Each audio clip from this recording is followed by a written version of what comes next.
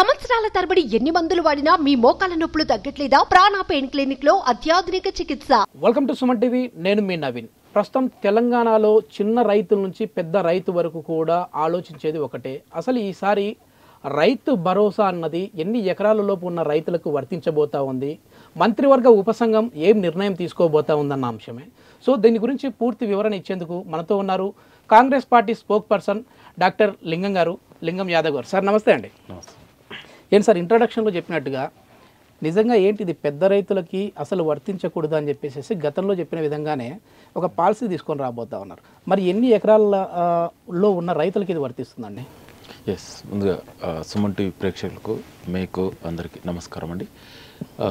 డెఫినెట్గా అండి, అంటే కాంగ్రెస్ ప్రజాప్రభుత్వం ఏర్పడిన తర్వాత కాంగ్రెస్ ప్రజాప్రభుత్వంలోనే ఇవాళ రైతుని రాజ్యంగా చేసిన, రైతే రాజ్యంగా, రైతు అభివృద్ధి సంక్షేమం ధ్యేయంగా పనిచేస్తున్నటువంటి ప్రభుత్వం కాంగ్రెస్ ప్రజాప్రభుత్వం. మీరు గతంలో కూడా కాంగ్రెస్ పార్టీ ఏ విధంగా రైతులని ఆదుకుందనేది మనకు గతంలో చరిత్ర కూడా చెప్తుంది. మీరు ఆనాడు కాంగ్రెస్ మన్మోహన్ సింగ్ ప్రభుత్వంలో కేంద్రంలో దేశవ్యాప్తంగా కూడా రైతులకు రుణమాఫీ చేసినటువంటి చరిత్ర కాంగ్రెస్ పార్టీది. అదేవిధంగా ఆనాడు ఉమ్మడి ఆంధ్రప్రదేశ్లో రాజశేఖర రెడ్డి గారు ముఖ్యమంత్రిగా ఉన్నప్పుడు ఆంధ్రప్రదేశ్ మొత్తంగా ₹1,00,000 రుణమాఫీ ఒకేసారి రుణమాఫీ చేసినటువంటి చరిత్ర కాంగ్రెస్ పార్టీ. అదేవిధంగా రైతులకు ఉచిత నాణ్యమైన విద్యుత్ ఇచ్చినటువంటి చరిత్ర కాంగ్రెస్ ప్రభుత్వాన్ని. ఇవాళ కూడా ముఖ్యమంత్రి రేవంత్ రెడ్డి గారి ఆధ్వర్యంలో ఏదైతే ఆనాడు మేము మేనిఫెస్టోలో పెట్టామో, ఆనాడు యాజ్ ఎ మేనిఫెస్టో కమిటీ మెంబర్గా మా చైర్మన్ శ్రీధర్ బాబు గారి ఆధ్వర్యంలో మేము రైతులకు కాంగ్రెస్ ప్రజాప్రభుత్వంలో ఏ విధంగా రైతులని ఆదుకోవాలి, ఏ విధంగా రైతుని రాజుగా చేయాలి దానికి అనుగుణంగానే మా మేనిఫెస్టో రూపొందించడం జరిగింది. సో ఇవాళ ముఖ్యమంత్రి రేవంత్ రెడ్డి గారు ఇవాళ మీరు చూశారు గతంలో ఏ విధంగా ఆర్థిక దుబారా జరిగింది, దానికి భిన్నంగా ఇవాళ ముఖ్యమంత్రి రేవంత్ రెడ్డి గారు నిర్ణయాలు తీసుకుంటున్నారు.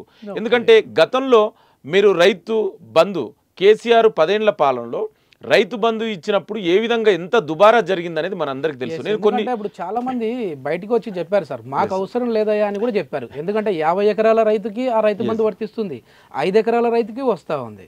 సో పంట పండే భూమికి వచ్చేది, అదేవిధంగా రాళ్ళున్న భూమికి వచ్చేది. మరి మీరు ఎట్లా చేయబోతా ఉన్నారు? నేను అదే చెప్తున్నాను. గతంలో కేసీఆర్ రాళ్ళు, రప్పలు, గుట్టలు, చెట్లు ఎంత దుర్మార్గం అంటే నేషనల్ హైవే కూడా ఇచ్చినటువంటి రాజీవ్ రహదారి అని మీకు తెలుసు, రాజీవ్ రహదారి ఇక్కడ షామీర్పేట నుంచి కరీంనగర్ వరకు ఆ నేషనల్ హైవే కూడా రైతు బంధు ఇచ్చినటువంటి దుర్మార్గ ప్రభుత్వం కేసీఆర్ ప్రభుత్వం.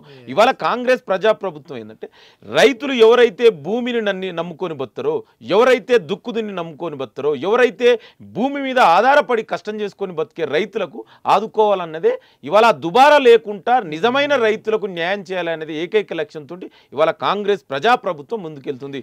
దానిలో భాగంగానే ఎంపీలు కూడా తీసుకున్నారు సార్ గతంలో. నేను అదే చెప్తున్నాను. అలాగే కాదు, చాలా మంది కార్పొరేట్ ఉన్న వ్యక్తులు, అదేవిధంగా ఎక్కడో అమెరికాలో ఉన్న వ్యక్తులు కనీసం కొన్ని 100 ఎకరాలకు కూడా ఇవాళ నిజంగా ఎవరైతే రైతులు ఉంటారో వాళ్ళకు అవసరం అండి ఒక పెట్టుబడి సాయం. దాన్ని దుబారాగా మీరు తెలుసు, గతంలో మల్లారెడ్డి లాంటి మినిస్టర్ కూడా, గతంలో మినిస్టర్ ఉన్నటువంటి వ్యక్తి, ఆయనకు కూడా రైతు బంధు ఇస్తే ఏమవసరం అండి? అట్లాంటి దుబారా ఖర్చులు జరగొద్దు అనేదే ఈ ప్రజాప్రభుత్వం యొక్క ముఖ్య ఉద్దేశం. అందుకే ఇవాళ ముఖ్యమంత్రి రేవంత్ రెడ్డి గారు ఒక క్యాబినెట్ సబ్ కమిటీని ఇవాళ ఉప ముఖ్యమంత్రి డిప్యూటీ సీఎం బట్టి విక్రమార్క ఆధ్వర్యంలో మెంబర్స్గా ఆనాడు మేనిఫెస్టో కమిటీ చైర్మన్గా ఉన్నటువంటి మినిస్టర్ శ్రీధర్ బాబు గారు, అదేవిధంగా పొంగులేటి శ్రీనివాసరెడ్డి గారు, అదేవిధంగా తుమ్మల నాగేశ్వరరావు గారి ఆధ్వర్యంలో ఒక క్యాబినెట్ సబ్ కమిటీ ఏర్పాటు చేయడం జరిగింది. ఈ క్యాబినెట్ సబ్ కమిటీ యొక్క ప్రధాన ఉద్దేశం ఏంటంటే గతంలో జరిగినట్టు దుబారా ఖర్చులు కాకుండా నిజమైన రైతులకు న్యాయం చేయాలనే ఉద్దేశంతో ఇవాళ కమిటీ ఏర్పాటు చేయడం జరిగింది. డెఫినెట్ కూడా అండి, కాంగ్రెస్ ప్రజాప్రభుత్వంలో ఎక్కడ కూడా రైతులకు అన్యాయం జరగదు. ఇవాళ మీరు చూస్తున్నారు, ఇలా కొంతమంది మాట్లాడుతుంటారు బీజేపీ బీఆర్ఎస్ నాయకులు. ఇవాళ దేశవ్యాప్తంగా రైతులకు వ్యతిరేకంగా రైతులు పోరాడుతుంటే ఈ బీజేపీ ప్రభుత్వానికి వ్యతిరేకంగా, రైతులకు వ్యతిరేకంగా నల్ల చట్టాలు తీసుకొచ్చింది ఎవరండి? ఈ బీజేపీ ప్రభుత్వం కదా. ఇవాళ బీజేపీ ప్రభుత్వంలే కదా రైతులు నిరసన తెలియజేసుకుంటే, కనీసం ఢిల్లీ సరిహద్దులో నిరసన తెలియజేయకుండా కూడా వాళ్ళ మీద కాల్పులు, లాఠీచార్జ్ జరుపుతున్న ప్రభుత్వాలు బీజేపీ ప్రభుత్వాలు.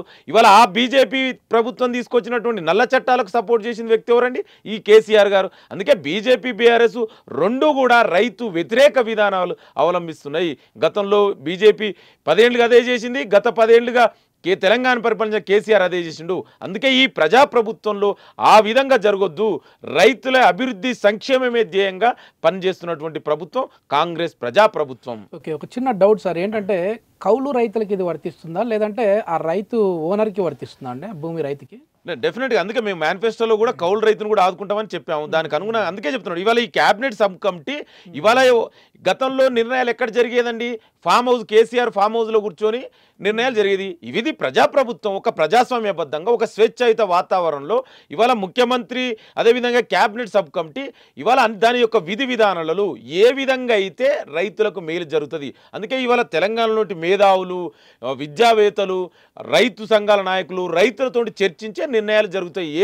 అల్టిమేట్గా ఏదేమైనా కూడా రైతులకు న్యాయం చేసే విధంగానే ఈ కాంగ్రెస్ ప్రజాప్రభుత్వం నిర్ణయాలు ఉంటాయి. మీకు ఒక చిన్న ఉదాహరణ కూడా చెప్తాను.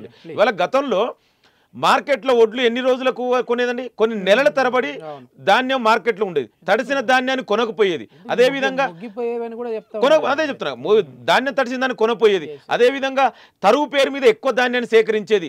ఒకవేళ ధాన్యం కొన్న తర్వాత 2-3 నెలల వరకు కూడా నీకు రైతుల అకౌంట్లో అమౌంట్ రాకపోయేది. ఇవాళ ఈ ప్రజాప్రభుత్వం ఇవాళ రైతులు అమ్మిన 2-3 రోజులలోనే ఇవాళ రైతుల అమౌంట్లో డబ్బు జమ చేయడం జరుగుతుంది. ఇవాళ తడిసిన ధాన్యాన్ని కూడా కొన్నాం మననే. గతంలో కంటే ఎక్కువ మార్కెట్లు ఓపెన్ చేసి ఇవాళ రైతులు ఎక్కడ కూడా ఇబ్బంది పడొద్దు. ఎందుకంటే రైతు కోసమే ఈ కాంగ్రెస్ ప్రజాప్రభుత్వం ఎక్కువగా ఆలోచించేది రైతు సంక్షేమం కోసం. కాబట్టి వాళ్ళ గతంలో ఉన్నటువంటి ఎక్కువ మార్కెట్లు ఓపెన్ చేసి ఇవాళ ఎక్కడ కూడా తరుగు పేరు మీతో గతంలో మిల్లర్లు చాలా దోసుకునేది, ఇవాళ ఆ పరిస్థితి లేదు.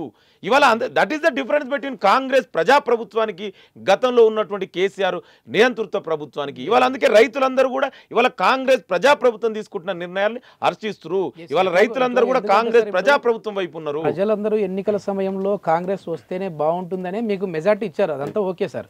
కానీ ఇప్పుడు వచ్చేసేసి మీరు మేనిఫెస్టోలో కీలక వ్యక్తిగా మీరు కూడా ఉన్నారు కదా, సో ఏం చెప్పారు ప్రజల్లోకి వెళ్ళినప్పుడు, ముఖ్యంగా ఈ రైతు భరోసాకి సంబంధించి ఏం చెప్పారు? అంటే అప్పుడు రైతు బంధు యాక్చువల్గా మేము ఆనాడు మేనిఫెస్టో రూపకల్పనలో మా చైర్మన్ గారు శ్రీధర్ బాబు గారి ఆధ్వర్యంలో గతంలో మేనిఫెస్టోలు ఎక్కడి నుంచి జరిగేది, ఎక్కడ రూపొందించేది అంటే ఎక్కడో ఆఫీసులలో కూర్చోనో ఎక్కడో జరిగేది. సో ఈసారి మా కాంగ్రెస్ మేనిఫెస్టో మేము అంటే మాకు ఆనాడు చైర్మన్గా ఉన్నటువంటి శ్రీధర్ బాబు గారు ముందే మాకు ఒక చెప్పారు ఏంటంటే, ఇది మన మేనిఫెస్టో అనేది ప్రజల వద్దకెళ్ళి ప్రజలేమనుకుంటుర్రో వాళ్ళ అభిప్రాయాలకు, వారి ఆశయాలకు, వాళ్ళ ఆకాంక్షలకు అనుగుణంగా మన మేనిఫెస్టో రూపొందించాలన్నారు. సో అందుకే మేము దానికి అనుగుణంగానే మా చైర్మన్ గారు శ్రీధర్ బాబు గారి ఆధ్వర్యంలో మేము అందరం కూడా జిల్లాలు తిరిగినాం. మెంబర్స్గా జిల్లాలు తిరిగి ప్రజలు, రైతులు, అదేవిధంగా దళితులు, ఎస్సీ ఎస్టీ బీసీలు, యువకులు, విద్యార్థులు, ఉద్యోగ సంఘ నాయకులు, ఎంప్లాయీసులు అంటే తెలంగాణలోని సబ్బండ వర్గాలని వాళ్ళందరి అభిప్రాయాలకు అనుగుణంగానే కాంగ్రెస్ మేనిఫెస్టో అభయస్థం రూపొందించడం జరిగింది. మొత్తం ఎన్ని వరకు మీరు ఇచ్చారంటే, అంటే దాదాపుగా 300కు పైగానే హామీలు అనుకున్నారు కదా, అంటే ప్రజల నుంచి వచ్చిన దాని ప్రకారం? ఎస్, మేము డెఫినెట్గా అన్ని అంటే వచ్చిన తర్వాత దాన్ని మేము సార్ట్అవుట్ చేసి మా మేనిఫెస్టో రూపొంది అంటే 6 గ్యారంటీలతో పాటు ఒక డిక్లరేషన్స్ ఓవరాల్గా 399 మా మేనిఫెస్టోలో ఉన్న మొత్తం యొక్క అంశాలు, సో దాన్ని రూపొందించడం జరిగింది. అంటే అందులో డిక్లరేషన్స్ కూడా దాంట్లో ఇంక్లూడ్ చేసేసి ఒక 6 గ్యారంటీలు మేజర్గా. ఇవాళ మీకు తెలుసు 6 గ్యారంటీలు 5 గ్యారంటీలు కూడా కాంగ్రెస్ ప్రజాప్రభుత్వం ఇంప్లిమెంట్ చేసింది. ఇవాళ దాదాపు 2-4 నెలలకు పైగా మోడల్ కోడ్ ఆఫ్ కండక్ట్ ఉండడం వల్ల ఇంకా కొంచెం అనుకున్న జరగలేదు. డెఫినెట్ కూడా ఇవాళ ముఖ్యమంత్రి గారు అందుకే చాలా చెప్పారు, చాలా సీరియస్గా చెప్పారు. డెఫినెట్ కూడా ఇవాళ ఆగస్టులో ఏదైతే రుణమాఫీ ఉందో రుణమాఫీ కూడా ఇవాళ 2 లక్షలు రుణమాఫీ ఆగస్టులో చేస్తామని ముఖ్యమంత్రి గారు చాలా స్పష్టంగా చెప్పారు. ఓకే, ఇది ఎట్లా అంటే ఎప్పుడు ఇంప్లిమెంట్ అయ్యే విధంగా ఉంటుందండి ఇది మనకి రైతు భరోసాకి సంబంధించి? అదే ఎందుకంటే రైతు భరోసా అనేది ఇవాళ క్యాబినెట్ సబ్ కమిటీ చేశారు. నేను అదే చెప్తున్నా, గతంలో లెక్క నిర్ణయాలు ఏ విధంగా ఉండబోతా ఉంది దీనిపై చర్చ అనేది నేను అదే చెప్తున్నా. ఎందుకంటే కాంగ్రెస్ ప్రజాప్రభుత్వం ఏ నిర్ణయం తీసుకున్నా కూడా ప్రజల నిర్ణయాలకు అభిప్రాయాల మేరకే జరుగుతుంది. ఇవాళ తెలంగాణలో ఉన్నటువంటి అందరి అభిప్రాయాలు, అందుకే దీన్ని ఇవాళ మన క్యాబినెట్ సబ్ కమిటీ చైర్మన్ చాలా స్పష్టంగా చెప్పారు బట్టి విక్రమార్క. ఎందుకంటే అసెంబ్లీలో చర్చ జరగాలి, ఎందుకంటే అక్కడ భిన్న అభిప్రాయాలు ఉంటుంది, భిన్న వర్గ పార్టీల నుంచి ఉంటారు. వాళ్ళంతా ఒపీనియన్ తీసుకొని ఏ విధంగా అయితే మన రైతులకు ఉపయోగపడుతుంది, గతంలో లెక్క రాళ్ళు రప్పలు చెట్లు పుట్టలకు కాకుండా దుబారా ఖర్చులు జరగకుండా నిజమైన రైతులకు, అర్హులైన రైతులకు న్యాయం జరగాలనే ఉద్దేశంతో ఇవాళ అందరి అభిప్రాయాలు తీసుకుంటున్నాం. గతంలో మీరు చూడండి కేసీఆర్ ఏనాడైనా అభిప్రాయాలు తీసుకున్నాని కనీసం వాళ్ళ మంత్రులను కూడా కలుసుకునే సందర్భం లేదు. కానీ ఆనాడు కనీసం ఎమ్మెల్యేలకు కూడా అపాయింట్మెంట్లు ఇవ్వనటువంటి దుర్మార్గ పాలన గతంలో జరిగింది. ఇవాళ దానికి భిన్నంగానే జరుగుతుంది. పాలన అంతా కూడా సెక్రటరీ నుంచి జరుగుతుంది. ఇవాళ ముఖ్యమంత్రి రేవంత్ రెడ్డి గారు చాలా స్పష్టంగా చెప్పారు, మీరు ప్రధాన ప్రతిపక్ష నాయకుడుగా కేసీఆర్ అసెంబ్లీకి రండి, చర్చిద్దాం. ఈ ప్రభుత్వానికి మీరు సలహాలు సూచనలు ఇవ్వండి, ఒక కన్స్ట్రక్టివ్ క్రిటిసిజం చేయండి, ఒక పాజిటివ్ దృక్పథంతో ఈ ప్రజాప్రభుత్వం ముందుకెళ్తుంది, తెలంగాణ అభివృద్ధి సంక్షేమ ధ్యేయంగా ముందుకెళ్తుంది. మీరు ఆ విధంగా అంటే ఆయన అసెంబ్లీకి రాడు, సో ఆయన గురించి మాట్లాడుకోవడం పెద్ద వేస్ట్. అంటే నేను ఏమంటున్నా అంటే డెఫినెట్ కూడా కాంగ్రెస్ ప్రజాప్రభుత్వం రైతులని ఆదుకుంటుంది, అందులో ఎలాంటి డౌట్ అవసరం లేదు. అంటే సార్ ఇప్పుడు చాలా మందికి ఉన్న డౌట్ ఏంటంటే 50 ఎకరాలు ఉన్నాయి సార్, ఆ 50 ఎకరాలు ఉన్న వాళ్ళకి 5 ఎకరాల లోపు అని అంటే వాళ్ళకు కూడా వర్తిస్తుందా, లేదు అని అంటే 5 ఎకరాల కటిఫ్ అంటే 5 ఎకరాలు ఉంటేనే అనేది వర్తిస్తుందా? ఇది ఒక చిన్న క్లారిఫికేషన్ అండి. డెఫినెట్గా అదే నేను ఏమంటే ఇలా అట్లాంటి చిన్న చిన్న సార్ మన డౌట్ 50 ఎకరాలు ఉన్న అతనికి మళ్ళీ 5 ఎకరాల వరకు ఇవ్వాల్సిన పని లేదు.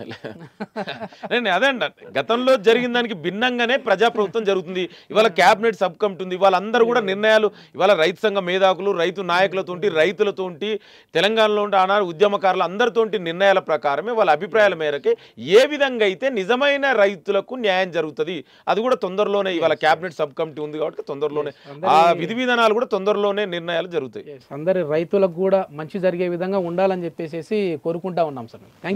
Thank you. సుమన్ టీవీలో మీ పర్సనల్ అండ్ బిజినెస్ ప్రమోషన్స్ కోసం కింది నెంబర్కి కాంటాక్ట్ చేయండి.